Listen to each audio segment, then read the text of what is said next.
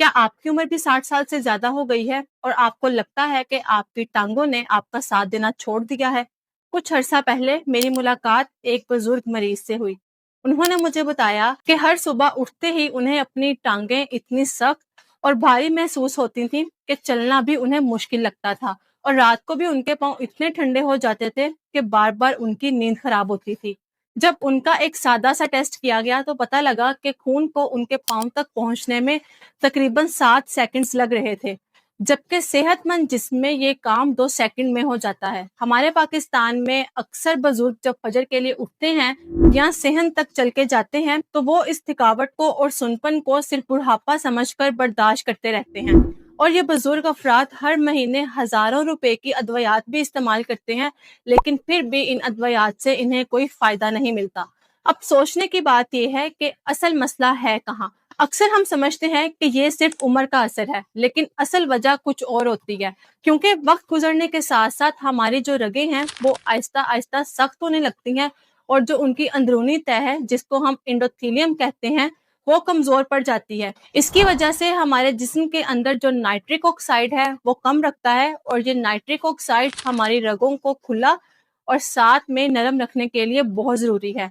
अब जब nitric oxide कम बनता है तो इसका नतीजा ये निकलता है कि हमारे पाँव तक जो खून की सप्लाई है, यानी कि जो खून का बहाव है, वो पाँव की छोटी रगों तक ठीक तरीके से नहीं पहुंच पाता। इसके अलावा हमारा जो रोजमर्रा का खाना है, जैसा कि ज्यादा घी खाना, तली हुई चीजों का इस्तेमाल करना, प्रोसेस्ड फूड्स खाना, वो सूजन और ऑक्सीडेटिव स्ट्रेस को बढ़ाकर इस मसले को मजीद बढ़ा देते हैं, जिसकी वजह से जो बुजुर्ग अफराद के पाँव हैं वो ठंडे रहते हैं, उन्हें चलने पर टांगों में दर्द या क्रैम्प्स आते हैं और रात को बेचैनी महसूस होती है। अक्सर लोग तो दर्द की गोली खाकर या फिर ब्लड थिनर्स का इस्तेमाल करके ये समझते हैं कि शायद मसला हल हो गया है, लेकिन वो ये नहीं जानते कि इन सब के इस्तेमाल से जो असल वजह है वो ठीक नहीं हुई और जरूरत इस बात की है कि रगों की सेहत को बेहतर बनाया जाए और खून की रवानी को कुदरती सपोर्ट किया जाए।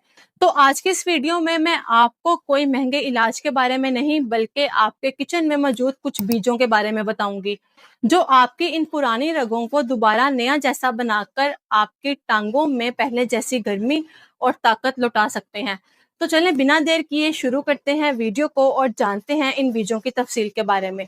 तो सबसे पहला जो बीज है वो है सनफ्लावर सीड, यानी कि सूरजमुखी का बीज।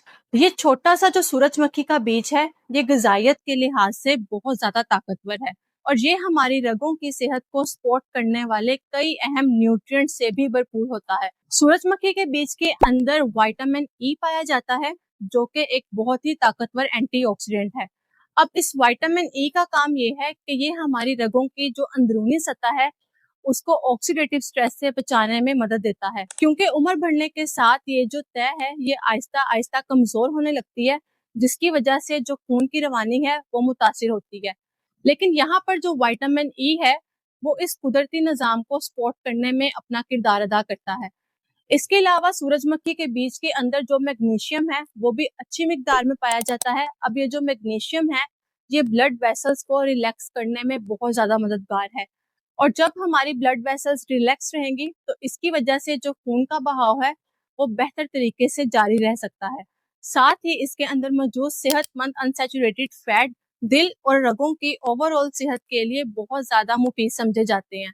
इसीलिए आप सूरजमुखी के बीज को रोजाना अपनी ग़िज़ा में शामिल करें।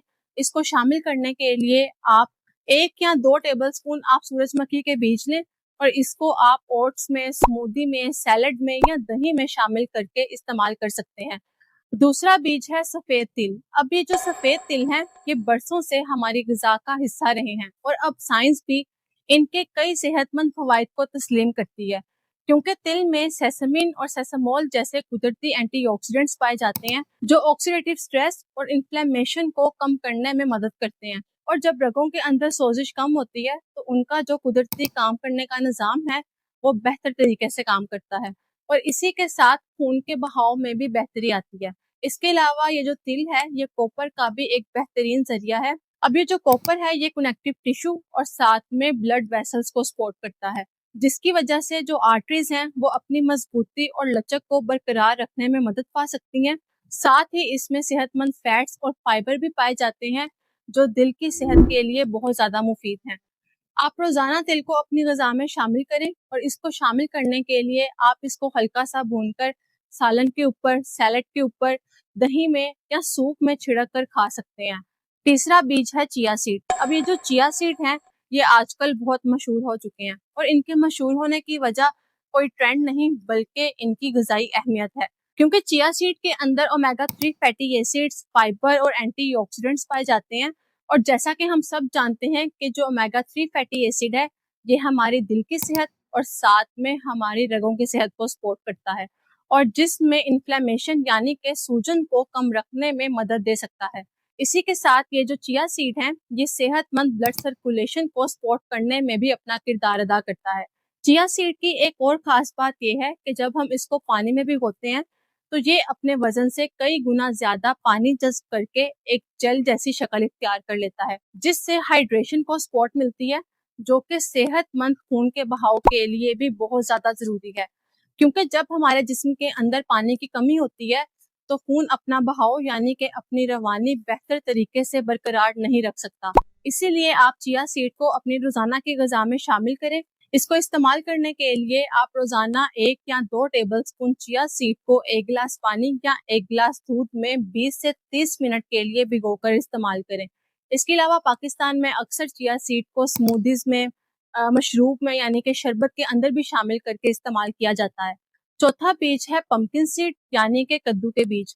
अब ये जो कद्दू के बीज हैं, ये भी हमारी रगों की सेहत के लिए बहुत ज्यादा मुफीद है, क्योंकि इसके अंदर L-आर्जिनाइन मौजूद होता है, जो कि नाइट्रिक ऑक्साइड बनाने में मदद करता है। अब जैसा कि मैंने आपको पहले भी बताया है कि ये जो नाइट्रिक ऑक्साइड है, ये हमारे ब्लड वेसल्स को रिलैक्स रखने और साथ में खून की रवानी को बेहतर बनाने में बहुत ही अहम किरदार अदा करता है। इसके अलावा कद्दू के बीज के अंदर कुछ मिनरल्स भी मौजूद होते हैं, जैसा कि जिंक, मैग्नीशियम और पोटाशियम। अब ये जो मिनरल्स हैं, ये ब्लड वेसल्स के नॉर्मल फंक्शन को सपोर्ट करते हैं और ब्लड प्रेशर को सेहतमंद हद तक बरकरार रखने में मदद देते हैं।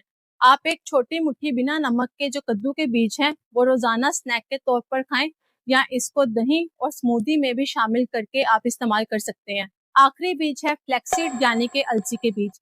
अब ये जो अलसी के बीज हैं, ये भी ग़िज़ाइयत से बहुत ज्यादा भरपूर हैं, क्योंकि इनके अंदर भी ओमेगा 3 फैटी एसिड्स और साथ में लिग्नांस पाए जाते हैं।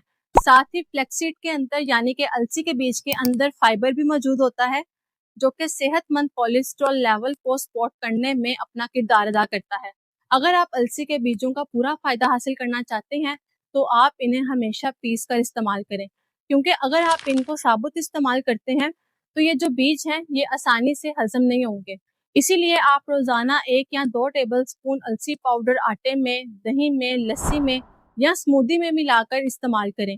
और याद रखें कि किसी भी कुदरती ग़िज़ा का असर आपको एक दिन में नजर नहीं आएगा। सेहतमंद ग़िज़ा, हल्की फुल्की वर्जिश और मुसलसल इस्तेमाल ही वो आदतें हैं जो वक्त के साथ रगों की सेहत और खून की रवानी को बेहतर बनाने में मदद करती हैं।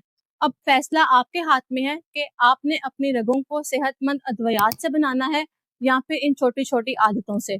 आज ही आप अपनी डाइट में इन बीजों को शामिल करें और रोजाना इस्तेमाल करें। वक्त गुजरने के साथ आपको खुद बेहतरी महसूस होगी। अगर तो आपको वीडियो पसंद आई हो तो लाइक करें और अगर आपके घर में कोई बुजुर्ग अफराद मौजूद हैं तो उनके साथ ये वीडियो शेयर भी जरूर करें। मिलते हैं अगली वीडियो में, तब तक के लिए अपनी सेहत का ख्याल रखें। अल्लाह हाफिज।